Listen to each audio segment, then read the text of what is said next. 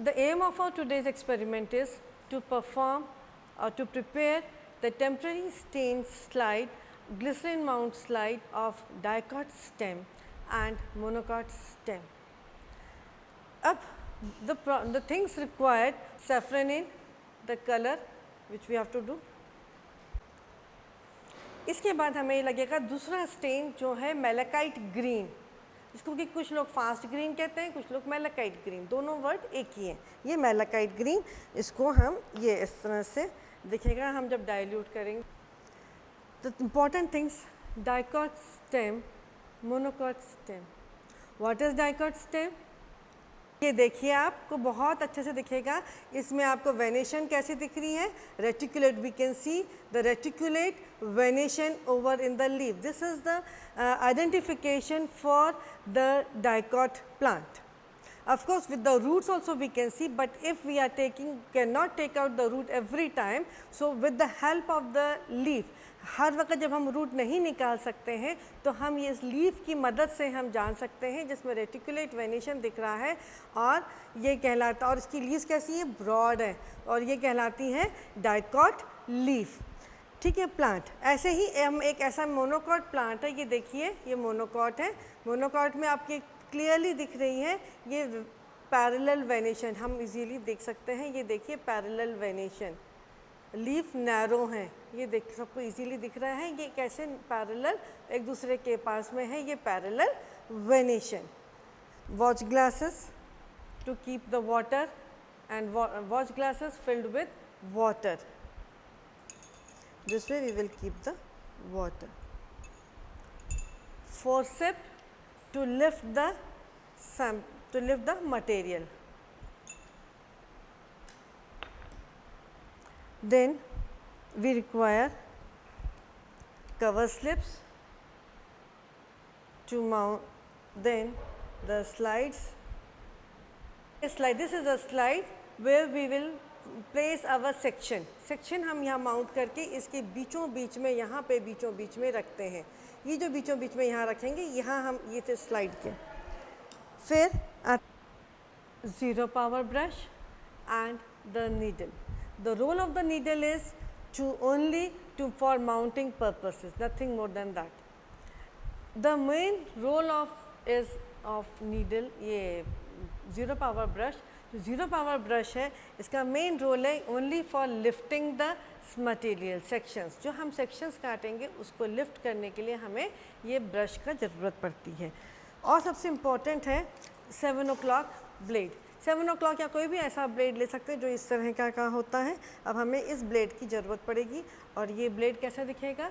इस तरह से, ये ये ब्लेड। ठीक है, ये ब्लेड इसके अंदर आता है, हमें इस ब्लेड को यूज़ करना है इसके लिए सेक्शन कटिंग के लिए। And another important part is the glycerol.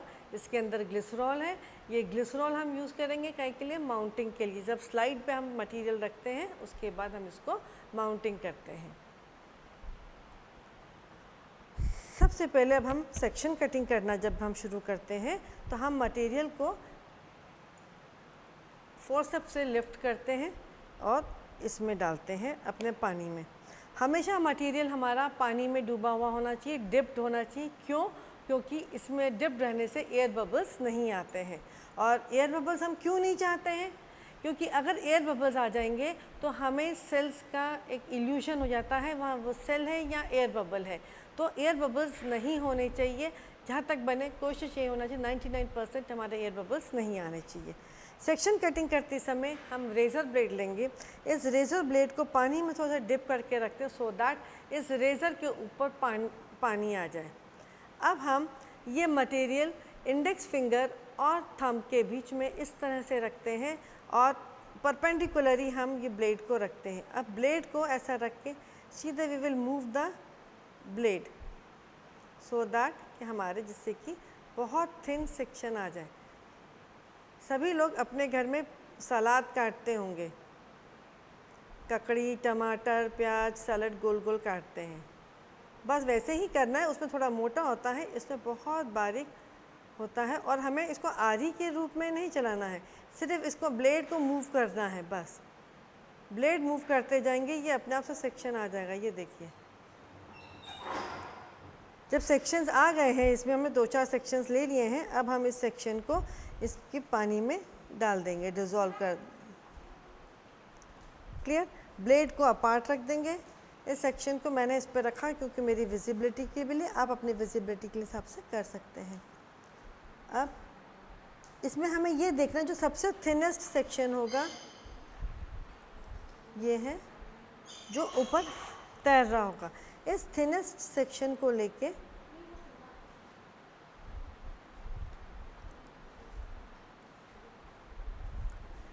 हम सेफ्रोनिन में डिप करेंगे। We will dip it in the safranin. अब सेफ्रोनिन में अब बात आती है कितनी देर तक रखना चाहिए। अगर कॉन्सेंट जैसे ये ज़्यादा डाइल्यूटेड नहीं है तो 1 minute is sufficient, 1 to 2 minute is sufficient. But अगर ज़्यादा डाइल्यूटेड है देन 2 to 3 मिनट्स हमें इसको इसमें डिप रहना चाहिए। क्यों? क्योंकि इसकी जो सेल्स हैं वो एब्जॉर्ब कर लें सेफ्रोनिन। और सेफ्रोनिन कलर हमने स्टेन क्यों, सेफ्रोनिन स्टेन ही क्यों चूज़ किया है? उसका रीज़न ये है कि प्लांट सेल्स जितने भी होते हैं वो सेफ्रोनिन स्टेन ही एब्जॉर्ब करते हैं। तो सेफ्रोनिन स्टेन से हमने इसको डाल दिया है क्योंकि ये कॉन्सनट्रेटेड था। अब हम इसको पानी में जाके डाइल्यूट करेंगे। अब हमने क्या किया, एक्स्ट्रा स्टेन ना रहे तो हमने इसको पानी में इसको धो लेंगे, वॉश कर लेते हैं। एक्स्ट्रा स्टेन वॉश हो गया है। अब हमने इसको लिया, अब हम इसको ग्रीन वाले में डाल दिया, मेलाकाइट ग्रीन में।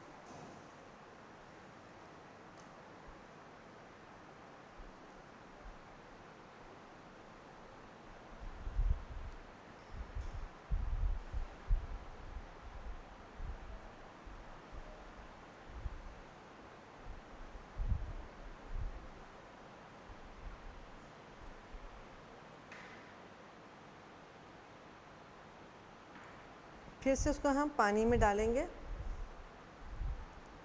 और एक्स्ट्रा स्ट्रेन इसका निकाल देंगे।